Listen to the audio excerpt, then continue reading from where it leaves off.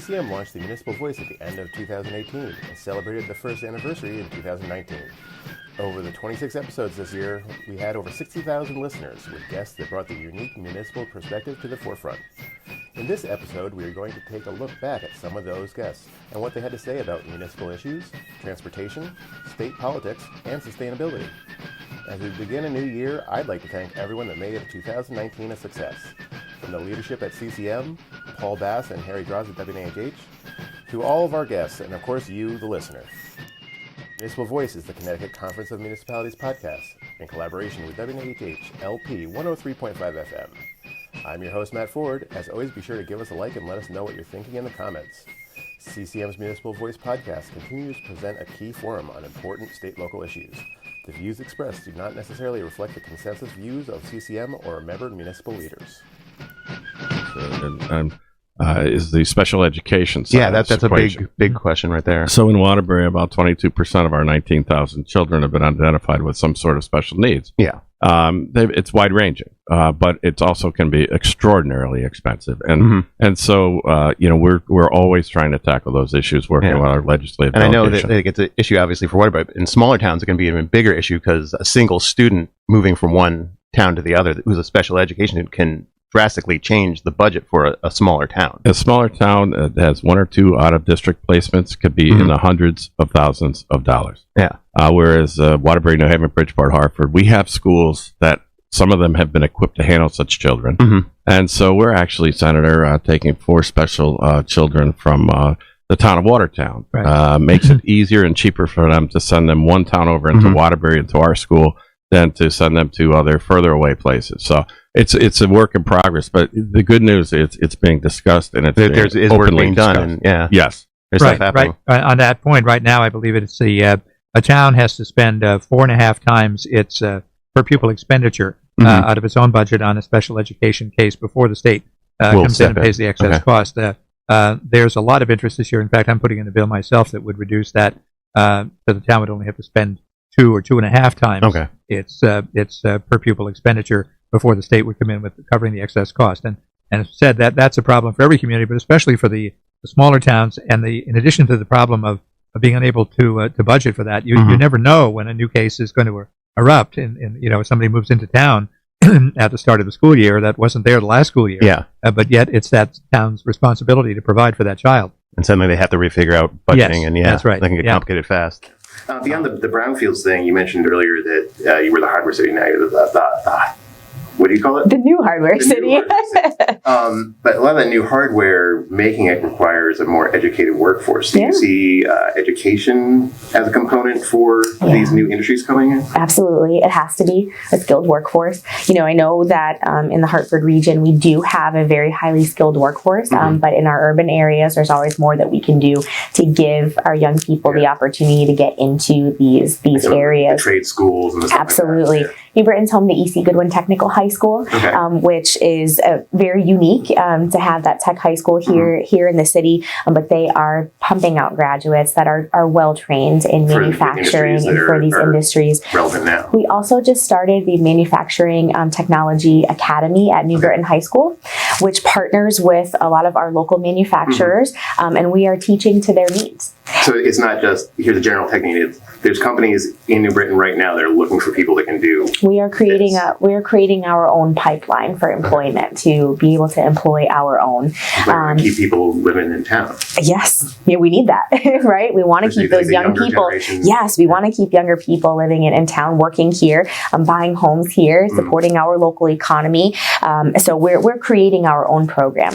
One unique story that I always like to tell is about a local manufacturer that we have. It's called Peter Paul Electronics, and Peter Paul. They not only do they have a plant here, but they have a plant in Puerto Rico as well. And Peter Paul created their own academy. So they have Peter Paul Academy. And they will hire people with no training at all and put them through their own academy where they teach them the skills that they need in order to be. Sounds like a great program. It's incredible that they have the resources to be able to do that. Now, not every manufacturer has the ability to do that, but this happened years ago, and they worked really closely at the time with our federal delegation in order to get dollars to make that happen. And it's been an incredible resource for them. So it's years ago. So it's a fully developed Oh, yeah. program now, like Yes. people who have gone through it and are already working. Oh yeah. And they've been with the company for many years.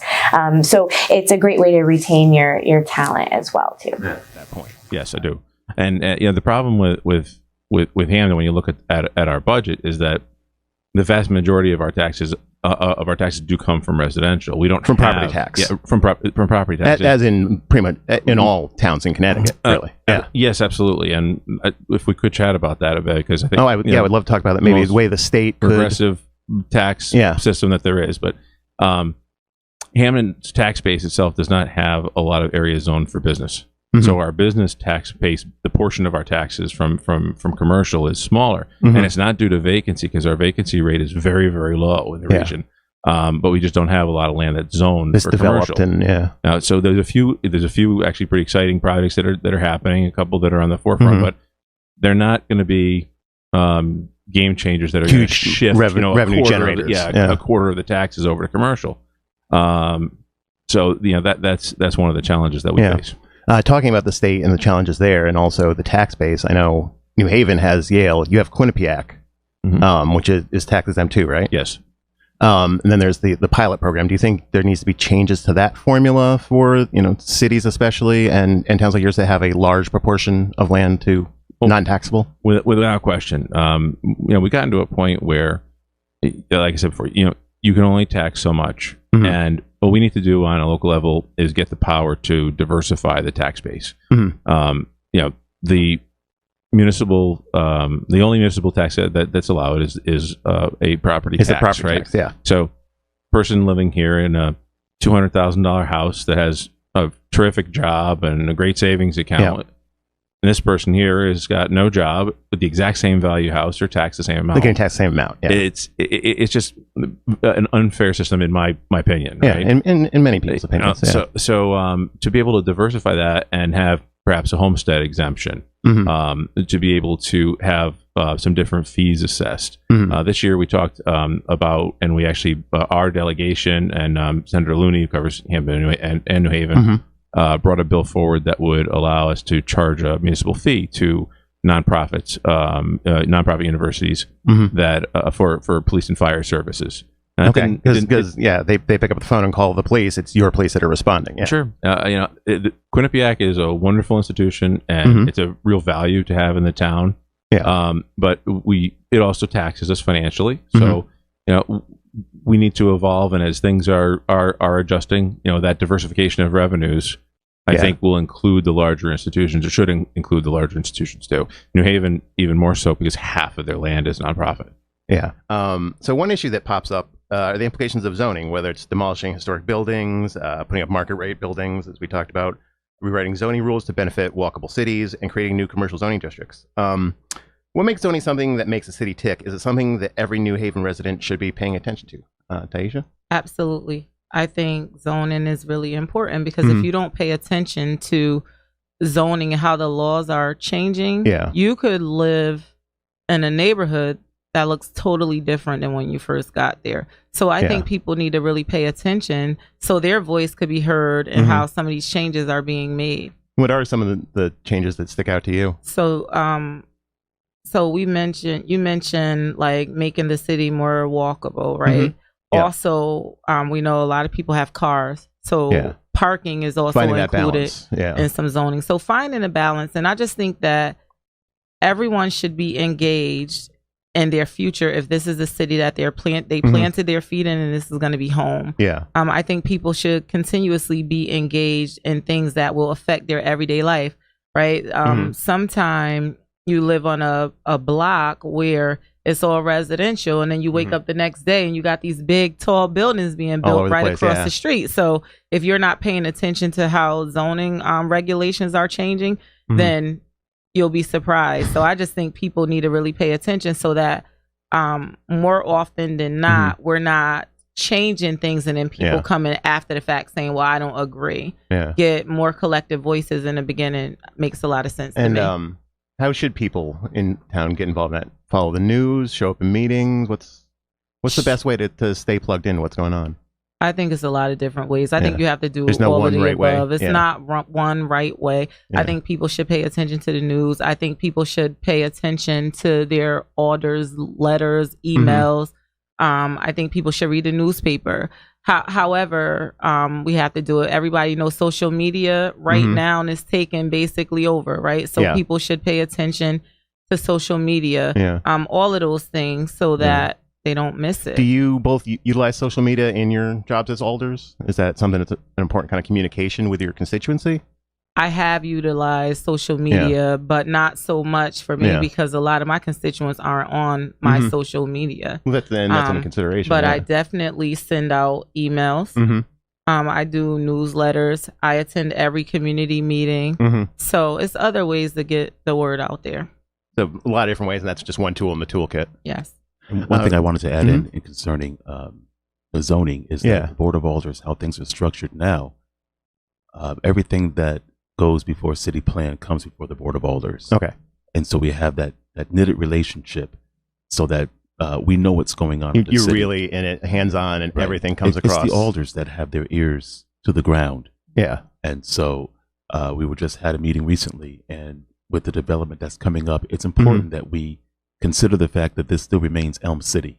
Yeah. So green space is important. Yeah. The new urban design is bringing buildings to the front. Yeah. And I think that's good in some places, but it doesn't work everywhere. Yeah. And so this is something that the alders are actively involved with, because we're listening preserving to our green space and some of the other things like what they call bioswales and those sort of. We have the bioswales that are beautifying the city. It's dealing with the extra rainwater and I think it's a reaction to some of the MS4 stuff, if I'm not mistaken, but I can look that up later.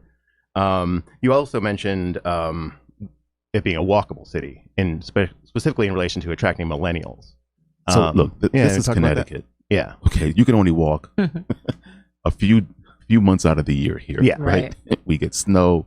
We get cold rain. Yeah. And so, how far are you going to walk? You can't walk to work. If it's raining, you're going to get drenched. And so, we have to work on a structure that's going to improve our bus system if we're going to be a true walkable city. Yeah. At some point, you got to get on the bus, or at some point, you've got to jump in your car. Yeah. Cars are going to walking remain in a couple of blocks of downtown, your job doable. But if you're all the way out, you live in Westville, Amity, you can't walk downtown. Yeah. Right. So a better bus system is a part of that equation. Absolutely. And the state has created a new tier for the state retirement system, a tier 3. Do you think, Selectman, that we can amend the municipal employee retirement system to establish a tier consistent with the state? So we're not in MERS, Matt. That's the municipal employee retirement system. Okay. We fully fund our pensions. We make 100% of the ARC, which is an acronym for annual required contribution. This is on the town side. Our Board of Ed, the teachers have a contribution to their pension plan at the state level. So I'm not one who is an expert on MERS because we do it the other way. And many years I've overfunded the pension. And what I've done also is, and the rating agencies like this, I personally went through the investment portfolio that we had on the pension plans and readjusted them with the assistance of some professional financial people. And keep this in mind, most municipalities have to return a 7.5% return on these pensions.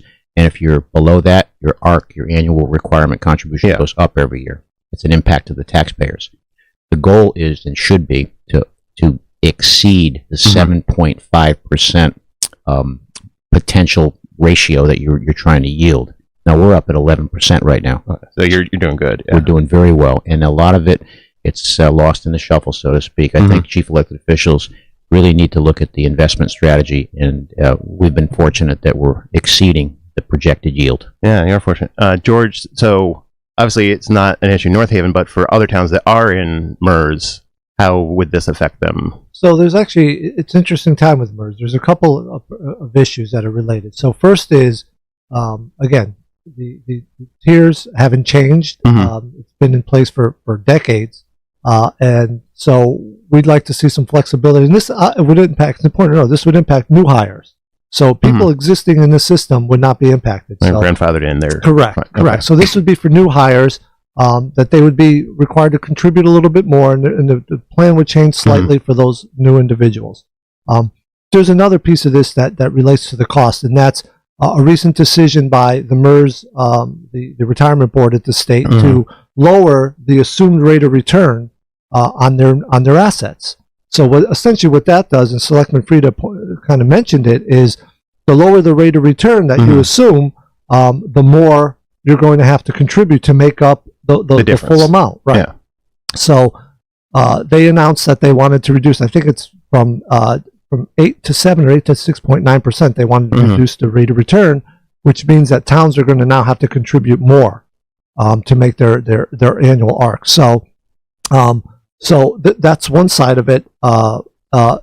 And then obviously a new tier would help, because the employee would help contribute to those changes as well. So there are some issues with MERS funding right now. And if nothing is done, no new tiers are created, towns are going to be paying more just because the rate of return is assumed to be less now. So, and Mr. Speaker, what is your take on statewide funding of municipalities? So I think the biggest switch that we see, and it is very different than the Governor Malloy proposal as it pertains to teacher pensions. Okay. Instead of the municipalities being on the hook for the entire amount of the current cost, not going back and grabbing all the unfunded liability, but the current costs, the current governor has said, look, we understand that we're on the hook for a reasonable pension for reasonable pay. But if you as a municipality want to go above and beyond that median salary and pay higher salaries, you need to be not only aware of, but also responsible for that portion of the pension. I think that's a more honest discussion that we could have with the municipalities.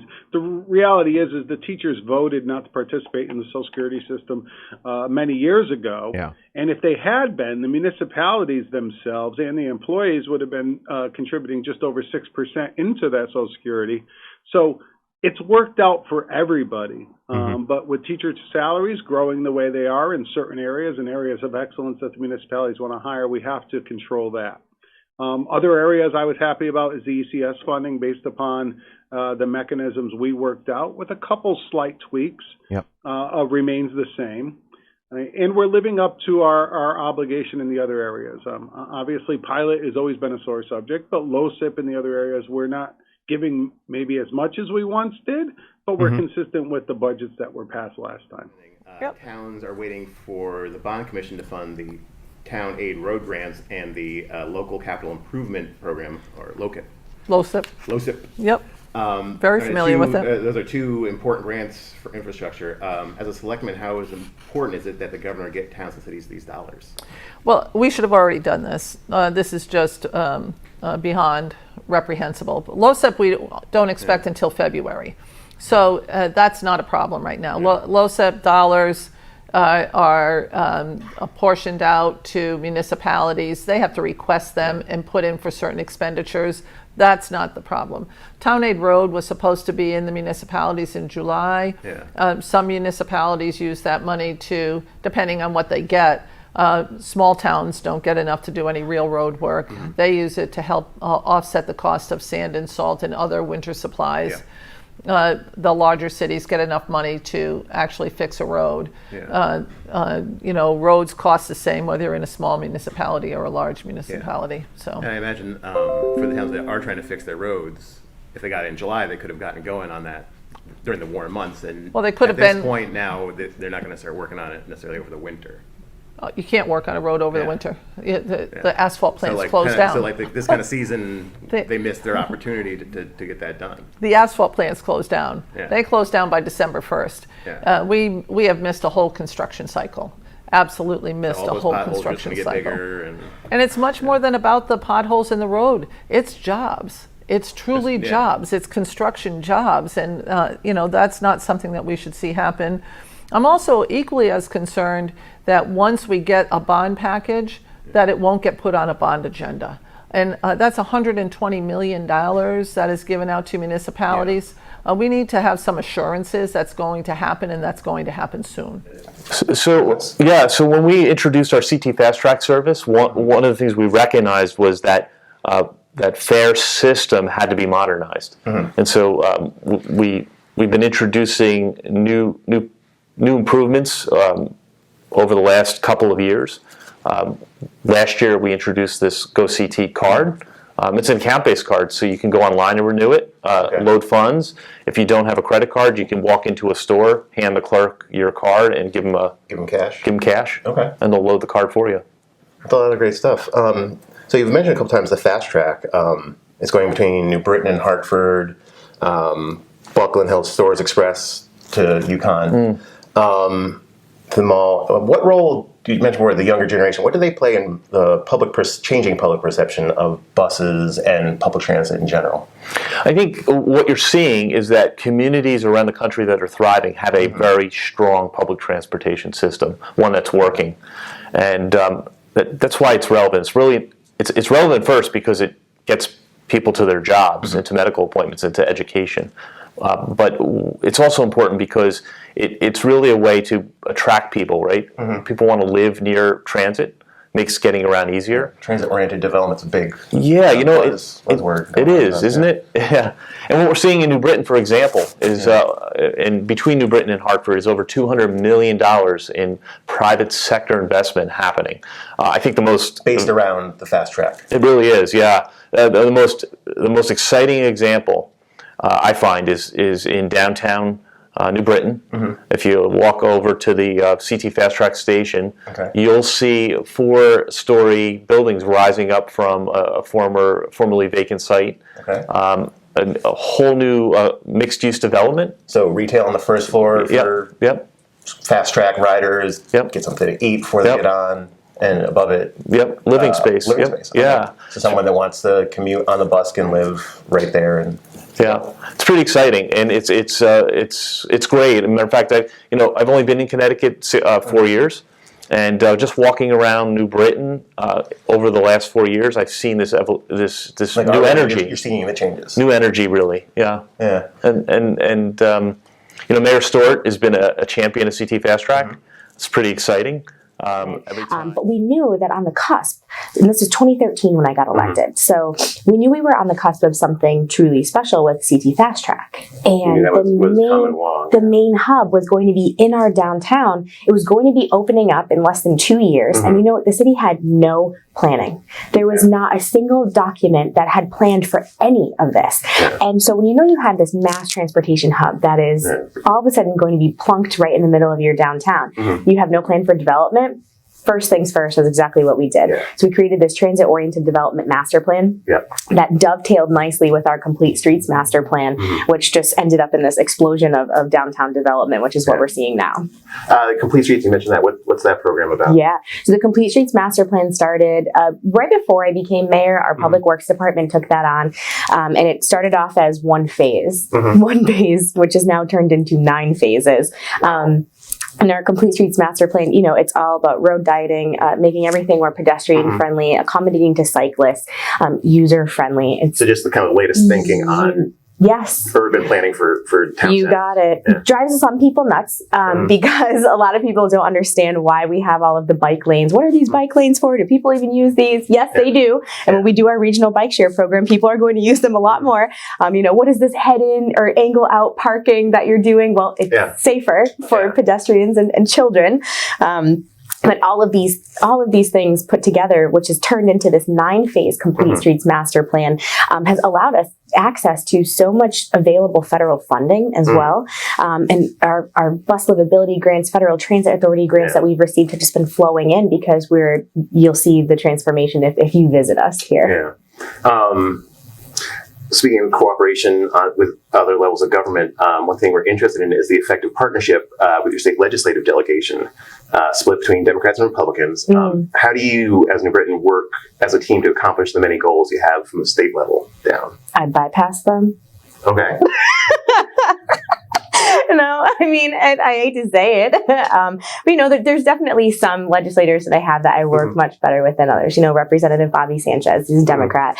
We work very well together on education issues. Senator Gennaro Bizzarro, he's new. This was his first session, so he was getting his feet wet this year, but we worked together and many different things. Representative Pettit, he has a little tiny sliver of New Britain, but he is always there when I need him to be an advocate. So one of the most important things, though, I think, is just communication. Even if we're not working together per se, always keeping everyone in the loop. And that's always what I try to do is, just send an email or a memo every once in a while, hey, New Britain legislative team, I'm working on X, Y, and Z, just want to give you a heads up. Or I'll be meeting with this commissioner, or I'll be in the governor's office about this. Just wanted to give you a heads up. Transparency. You got it. And you know what? When everyone is in the know, that makes for much more effective leadership because they can't say, oh, geez, I didn't know about that. So every year, I try to provide my legislative delegation, and I do, with a legislative memo. Here's my top 5 or top 10 issues that are of importance. We're focusing on this year. Yep. Here's what our focus is this year. Our lobbyists will be advocating for boom, boom, and boom. If you want to talk to me about anything more, here's my little blurb on each one of these. Would love your advocacy on that. Let me know if you want to champion anything. For this session, definitely the transportation plan. I know that's out there. We're excited about it in the sense if it does make the investments in Tweed that we've been asking for. We think the proximity of having the airport this close to downtown New Haven and the types of businesses that we have here, and that you could get on a plane in just a few minutes from downtown New Haven makes a big difference. Makes a big difference for the university, for the hospital system. But so many of our small tech businesses, really, it can be a manufacturing business. In this economy where people communicate through technology a lot more, when you really do have to be somewhere and be somewhere in person, you need to be able to get there. And you need to be able to get in, but also be able to get out. It makes it a lot more desirable. A great example I heard from one of our manufacturers. They have customers around the world. They want their customers to come visit their plant, talk with them, understand their process, see the product. If it's difficult to get into New Haven, then the customer's rep just may decide, this month when I'm doing my travels, I'm not going to go to New Haven. It's just going to be too much of a hassle. If they have to fly into New York or Hartford and then take a long drive to get here, that starts happening over a lot of time, then then maybe you lose that relationship and eventually you lose that customer. That's a trickle down, but that's the type of impacts, positive and negative, if we have an investment in that airport as southern tier airport for the state here at Tweed. That would make a big difference. And frankly, too, Tweed is in the best position of the airports in the state to be able to take that investment, pave runway, have a long runway that supports it seems like an obvious more choice. Flights. It makes a lot of sense. I mean, that's not to say there's not challenges, and need to work with neighborhoods and communities about how do we have access there without disturbing local population. But you asked about issues for the legislative session. I mean, it's clear to me that the transportation package will be part of that, and making sure that Tweed is really recognized within that transportation package is key for us. In one of our last episodes, Garrett Sheehan is the president of the New Haven Chamber of Commerce.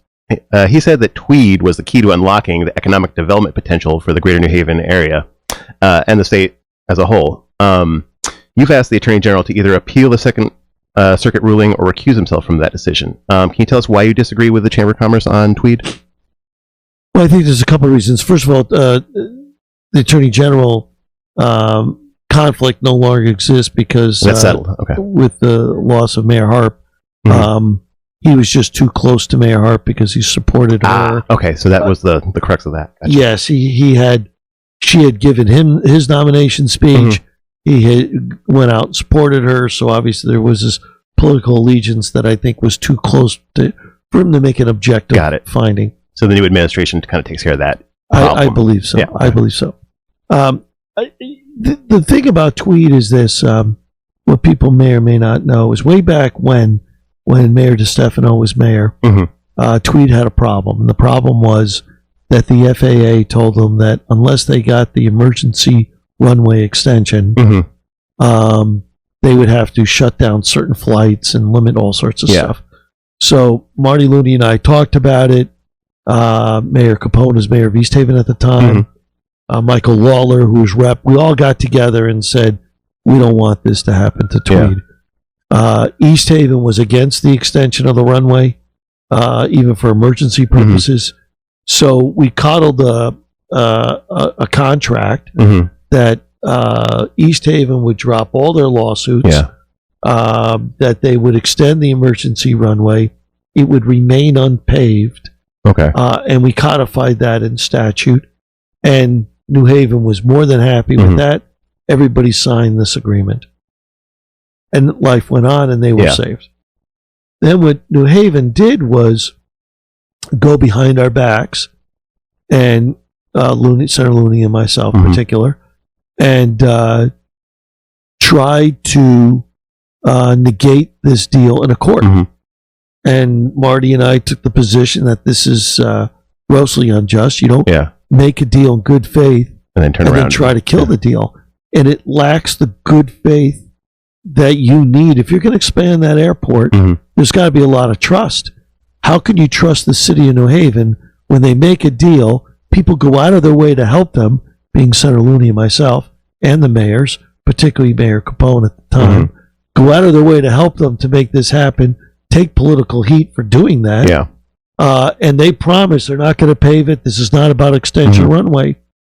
And as soon as they get what they want, all the lawsuits are dropped, turn around and say, we want to go back on the deal. We're going to run the court. So our objection is, look, if you want to do that, show us what you want to do. Give us a master plan. Let us look at it. Tell us what your goals are 5-10 years down the road. And still, as I sit here now, there has been no master plan given to Senator Looney and myself, no map, no goals, no direction, nothing with it. Just, we want to expand. That's it. Well, that's not good enough for our constituents. A little bit more specific, You need to tell us what you're doing, why you're doing, how many flights, where they're coming in, what's the glide slope for takeoff, what's the glide slope for landing, where's the main terminal going to be, where's the traffic going to be, how many people are going to be in the waiting areas. There's a whole lot of specifics. There's a whole lot of specifics. And they just want us to say, go ahead and do it. And Senator Looney and I have made it clear for years. And once again, except for one meeting, to this day, not one person from Tweed or from that planning division has come to us and said, let's sit down and have a conversation where we want to go. You are listening to the Municipal Voice on WNHH LP 103.5 FM. A kind of final one here. There's a quote that you've actually used recently, Senator Looney, from John Kenneth Galbraith. It says, "The conventional view serves to protect us from the painful job of thinking."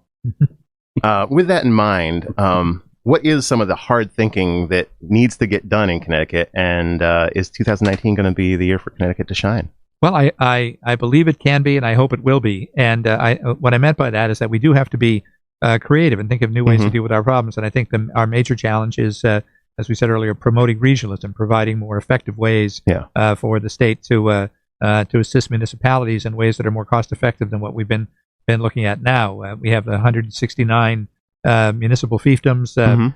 We need to find more regional ways of promoting services, whether it be more regional school districts, more regional boards of any kind, more regional public safety districts. All of those things have to move forward in order for us to really advance as a state. The challenge, of course, has been that goes against our traditions of Connecticut being our very long traditions. Yes, our long traditions of very close local control and the sense of each of those 169 towns being very jealously protective of their prerogatives.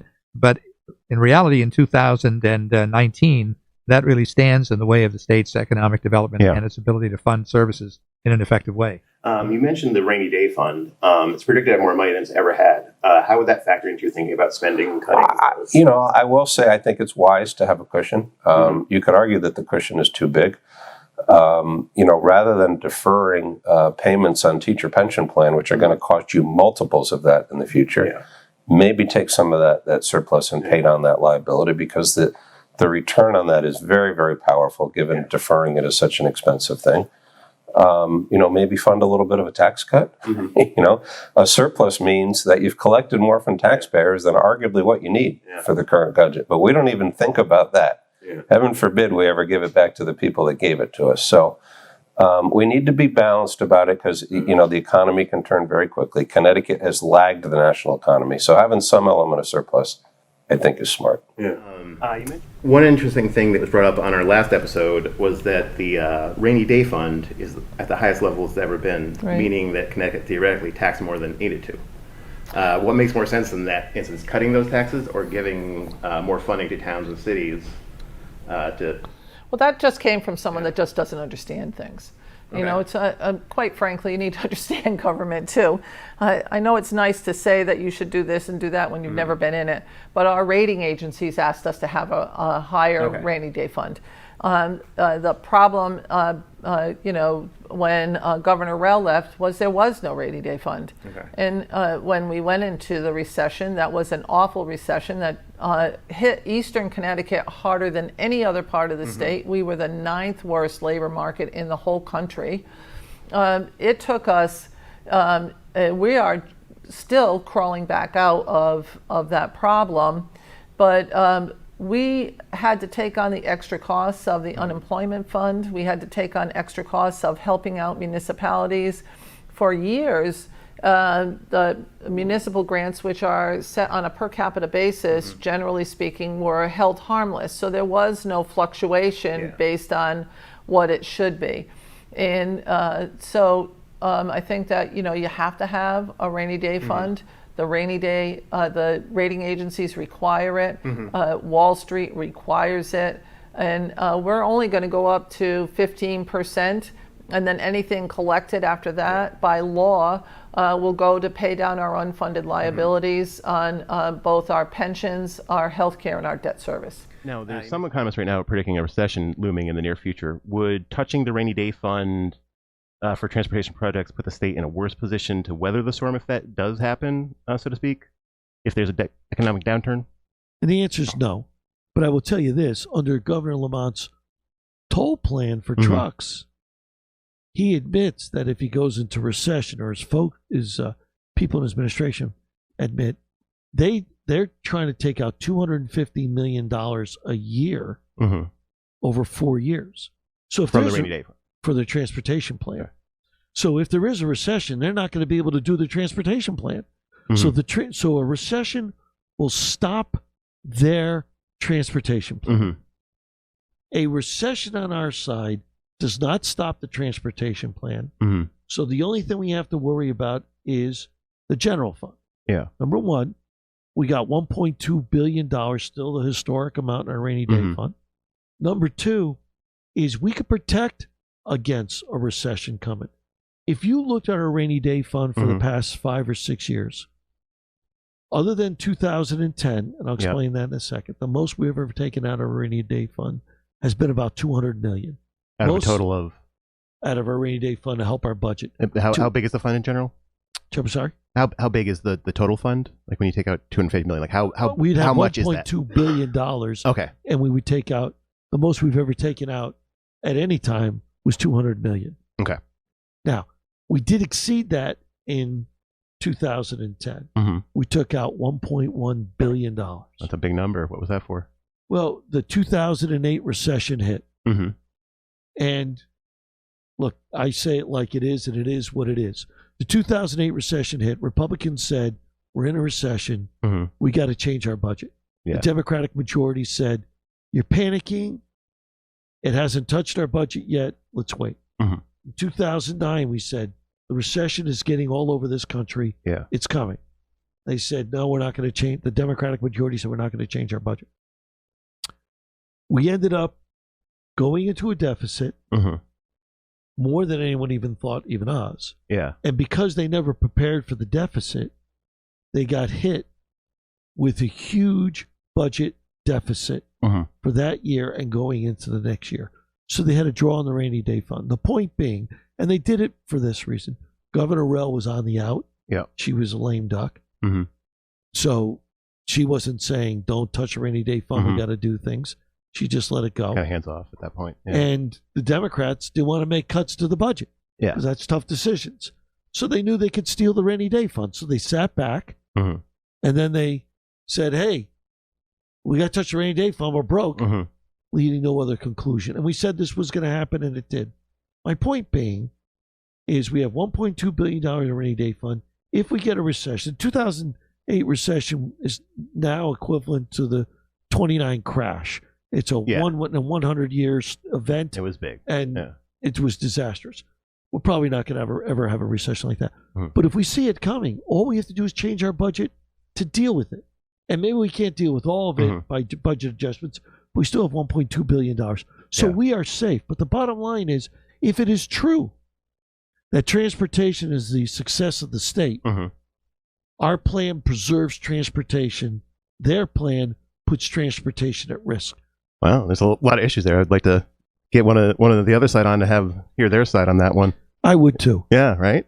It would be a good conversation. Selecting Ergo. So what is North Stonington doing in order to try to achieve a bronze first year? Can you go straight to silver in your first year if you really went above and beyond?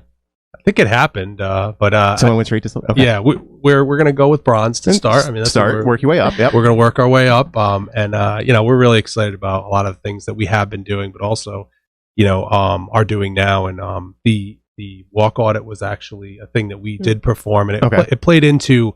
We actually just this past Saturday had a community conversation about our greater village area, which is incorporates where our library is, our town hall is, our schools actually all are in this kind of really quaint and beautiful area. So the walk audit gave us some data to kind of look at and say, okay, how are we doing here? How is everybody able to traverse the area?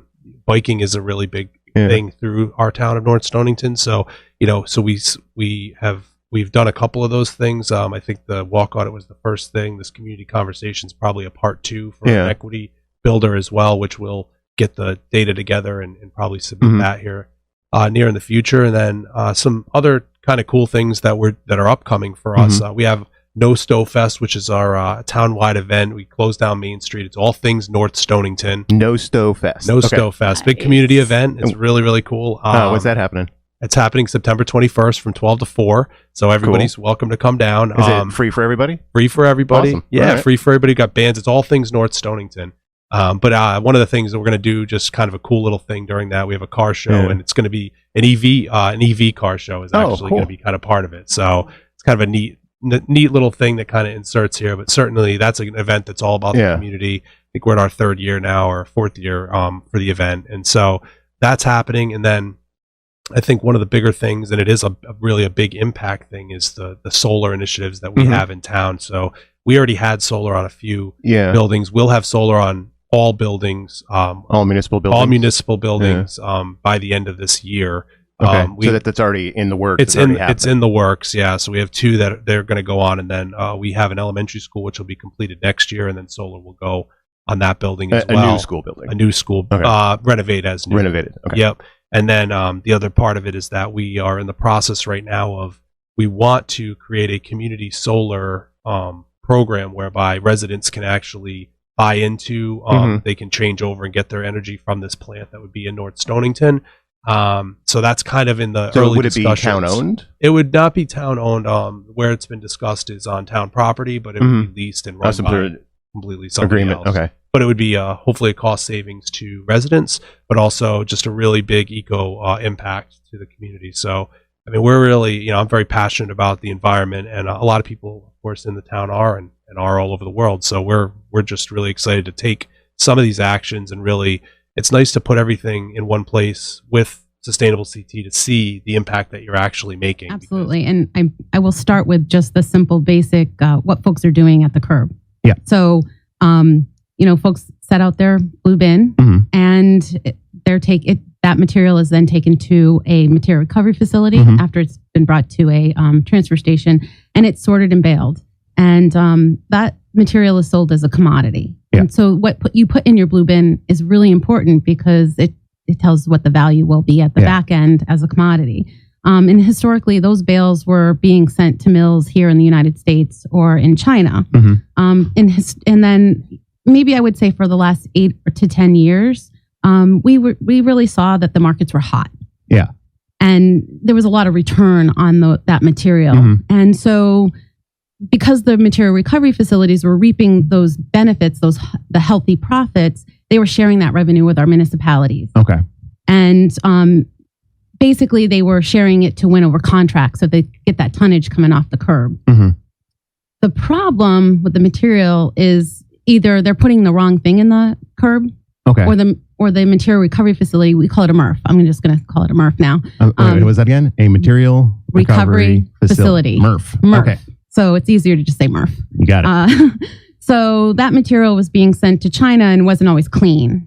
And, and when Meaning like right. So what does that mean, clean? Because a lot of people think, clean garbage. Clean recyclables. Does that mean the peanut butter in my peanut butter jar? No. Okay. We're talking about items that don't belong. So items in the blue bin that shouldn't be there, they're unwanted, they're for example, what do we get a lot of? A rubber hose. Okay, rubber, not recyclable? Not recyclable. Propane tanks, not recyclable. Yeah, I imagine that's a little bit of a surprise for some people collecting too. We get tanks and other pressure vessels, which should absolutely not be in there, correct? And dangerous. Yeah, so, they could explode, they could have flammable stuff in them.